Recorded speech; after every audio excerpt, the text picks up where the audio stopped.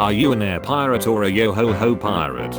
I'm not paying $600 for Photoshop pirate. Man who lost arm by plunging it into lava smugly refuses to describe what lava feels like. So I was running a fever the other day and have no memory of writing this.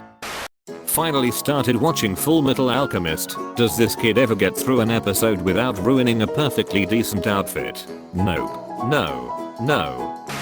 Pro tip. Sleep sometimes. Eat something if you're feeling wild. No.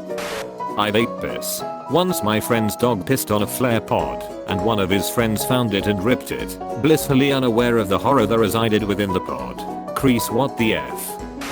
$10 Joriga Deluxe Stick. Miss Reba got Kylie shook. True, but does she have a top lip? Dismantling Kylie's entire makeup line with only one lip. Queen.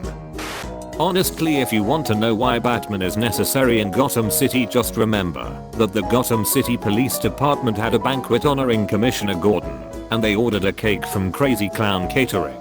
Honestly, guess who jumped out of the cake, much to the surprise of the entire Gotham City police force, who by all logic, should have an entire division devoted to clown felonies by this point. In the criminal justice system, clown-based offenses are considered especially heinous. In Gotham City, the dedicated detectives who investigate these comedic felonies are members of an elite squad known as the Insane Clone Posse. These are their stories. Honk honk. Hal is right-clicking to save an image and accidentally clicking ML image, and having to wait 40 years for some ML program you didn't even know existed to rise from its slumber like some Lovecraftian ancient god. Meanwhile, the fans on your laptop are preparing for takeoff, and you stare dead-eyed as the rainbow spirals. You wait and suffer this cosmic karma. Days pass. Just a few more seconds, you slur, your laptop freezes and the concept of time is no longer comprehensible, your family and friends forget your name, and you fade from existence. Maybe I'm an old man, but goddamn, these vampires with blood dripping down their chins, that's your food. Close your mouth. You think some a-hole slobbering chicken noodle soup or yogurt or clam chowder all down themselves would be sexy? What makes you any different? You sticky stained slack-jawed screwball. Close your mouth. Use a napkin. And for God's sake stop looking so smug. Like, oh, I'm a creature of the night, look at what sustains me, a huffing lack of basic hygiene is what I'm seeing. And it is not impressive at all. My nephews are 3 years old, and they drool less than you do. You're how many centuries old? Act like it. Stop buying tomatoes. Here's how to grow an endless supply of tomatoes right at home. Rather than throw away his overripe tomatoes, he chose to do this. For some reason I definitely thought this was going to be one of those fkin infinite chocolate things, or like some really weird trick involved. Literally it's just put the tomatoes in some dirt, and they grow into more tomatoes, which like, yay, that is how plants work, but I don't know if it's a life hack. Don't plant more than one slice. My mum only planted one, and ended up with 62 plants, and over 500 tomatoes. This life hack is too powerful, you will literally get an endless supply. Grocery stores hate him. Local man discovers gardening.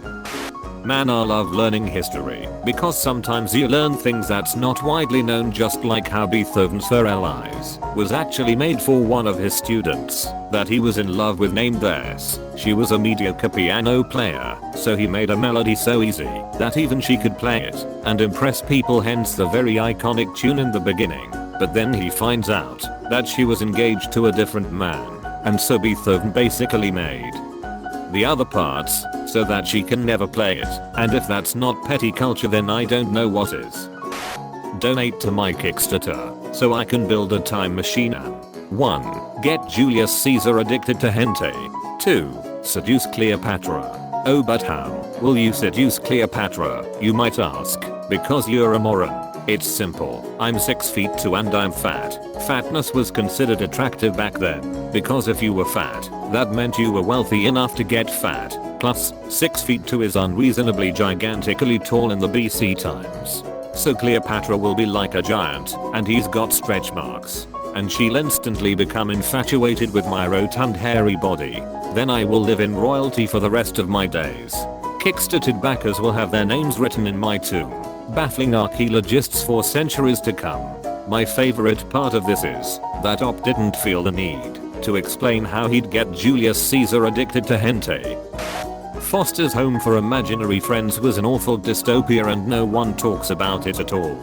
Just a few things established in the Foster's universe. Imaginary friends are sentient people and everyone can see them. 8 years old is considered too old to have an imaginary friend. A large amount of imaginary friends get thrown out on the street legally. At several points they talk about how they had nowhere to go and just wandered around. In Good Will Hunting you see a neighborhood full of imaginary friends that live on the street. This is such an issue. There's shelters. There's absolutely political debates about this. Imaginary friends have rights, but not the same rights as human. They can hold jobs and need passports and such, but they can be confiscated as property and apparently killed without any legal issues. Babers imagine abstract, swarming friends. Kids imagine normal friends. Anyone older tends towards violent monsters that have to be locked up to keep them from attacking people. At one point, someone imagines a friend and eats it because they're hungry. Howdy do, I love you. Pizza's only words before screaming as she is consumed. This is all just treated as facts of life.